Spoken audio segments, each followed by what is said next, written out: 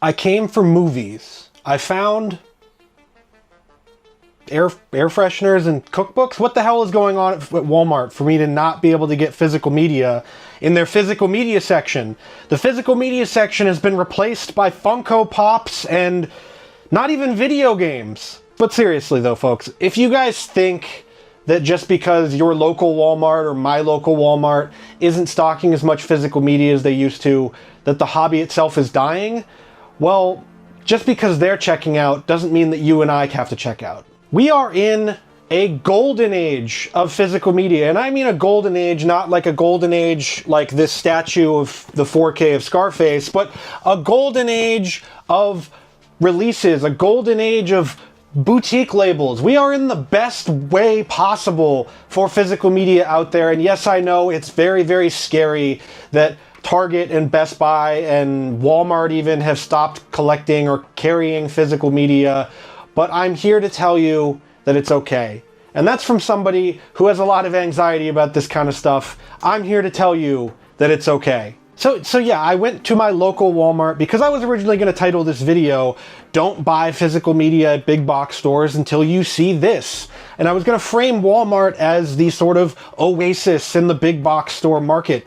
And well, as you can see here, it's empty. There's nothing. There's nada. There's not even that many Funko Pops. I had to include that in the intro as a joke, but still, there's not even anything like that. And I went to other big box stores. I went to Best Buy. I went to Target just to see. You know, you could have gone into Best Buy before and you would see a million physical media releases all over the place. It was their biggest section. And now their biggest section, it's Legos, which is a cool thing for Lego collectors, I guess, but there's nothing there. You go to Target. I went to Target recently to go check out their physical media section for video games because I know they don't sell it in store anymore for actual movies and TV. And there wasn't even that many video games. There's more books. And so yes, if you're one of those nerds out there, because we like to split the nerddom here, that if you like books, sure, you can go to Target and get books. There's a huge section of them. But for everybody that's a weirdo and a freak like me that wants to go get Back to the Future on 4K, well, you got to order it online and then you have to wait for it to arrive in the mail, and there's no instant gratification. So yeah, you look around here at Walmart, at Target, at Best Buy, and there's nothing. And it might be just that the people at this local Walmart that I went to don't care, or the employees don't want to restock it, or there's some weirdos that went in and bought all of the physical media up at Walmart. I don't know. Frankly, I don't really care, because I'm not going to Walmart to buy my physical media. No, I'm not going to Walmart to buy my physical media, and I like shopping online. Shopping at Groove or on Amazon or wherever the hell, Orbit DVD is great. Support those stores, maybe not Amazon, but support those stores whenever you can. But there's something about going to a physical store, getting in the car, getting on the bus, wherever you're doing, going to the physical media store, grabbing a movie off the shelf, pulling it off and going, wow, I can't believe that I haven't seen Bad Times at the El Royale, and I also can't believe that it's $7. Because you can find stuff like that at physical media stores. You can't find this with the slipcover and all the bells and whistles at your local Target because you never could. You never could. If you were looking for stuff that was even studio titles with a slipcover, guess what? They took that off and threw it into the garbage because, well, that's how they operate. And yes, however far I just threw that into my house, that's what the Target employee was doing. Yes, folks, there is an oasis in the middle of this desert. There is an oasis full of water and palm trees and whatever the hell else you want that you can imagine being in your perfect vision of physical media, and that is the local independent video store.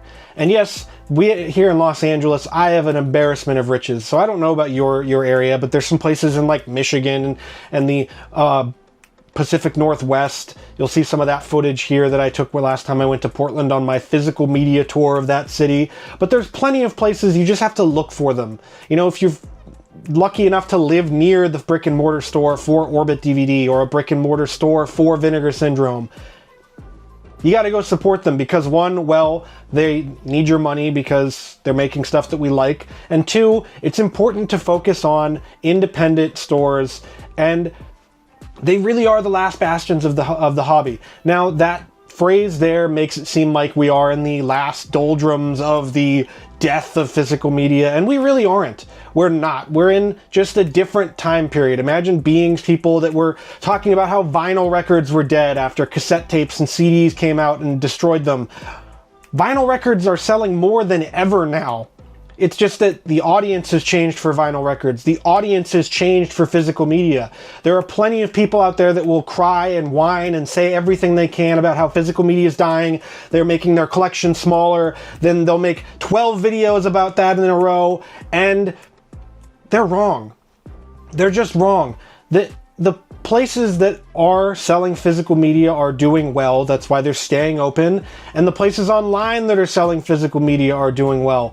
The year-over-year gap in physical media sales, whether it's for 4Ks, DVDs, Blu-rays, the group is getting bigger, but it's obviously never going to be the same as when you walked into Best Buy in 2004 and there were 9,000 copies of Finding Nemo. So I have a personal story about this because, well, the shelves at Walmart looked more bare than my shelves did after the fire took almost my entire collection.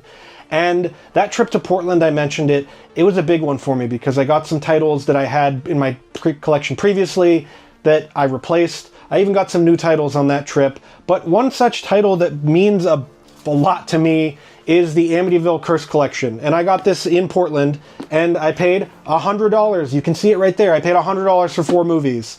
Crucify me if you need to, but this collection, getting that and pulling it off the shelf, it was an emotional experience for me. It was a big thing because I remember the exact time and place I was when I ordered this for the first time, and I will never forget that, and I will never forget grabbing it off that shelf and seeing it there, because it was something that felt like all was right in the world when I grabbed this off the shelf, and I went, I'm not putting this down, because I grabbed it, I grabbed it and I held it tight close to me because I was like, no one else is getting this but me. I don't care. If I put this down, somebody else is going to grab it. I'm not going to get it, whatever. And that was a big thing for me to get this back in my collection. And it was a big thing to go on that physical media tour of the city of Portland because I could see, yes, my collection might be gone, but replacing it and getting it all back takes time, it takes energy, it takes money, whatever, but the want and the need of other people selling physical media in their stores is there.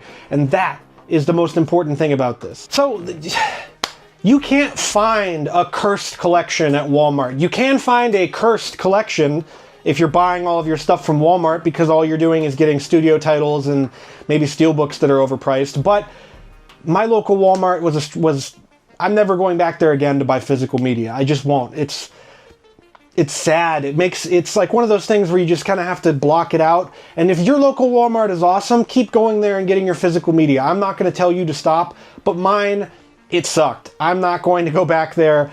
And so just through it all, you got to find the places where you buy your physical media. Now, if you buy all your physical media online and you're doing that, that's fine too. I'm not here to tell you how to build your collection. I'm just here to help people rebuild theirs, build theirs up, find what they love and what they care about, because that, at the end of the day, is the most important thing about your collection and mine. Great stores do exist, and they need our help. They need your help. Look out for your local physical media stores. Go in, ask questions, talk to the people, talk to the manager, talk to the employees. You might make some new friends. You might learn something about a movie you hadn't seen or whatever, and, maybe you'll get a discount. Who knows? I don't know. But supporting those local physical media stores is incredibly important. Well, there was one thing that I was really happy about getting at Walmart. They actually had behind the shelf a nice sealed copy of Feline Greenies Dental Treats, and I was really happy to get this in the shrink wrap and everything back into my collection.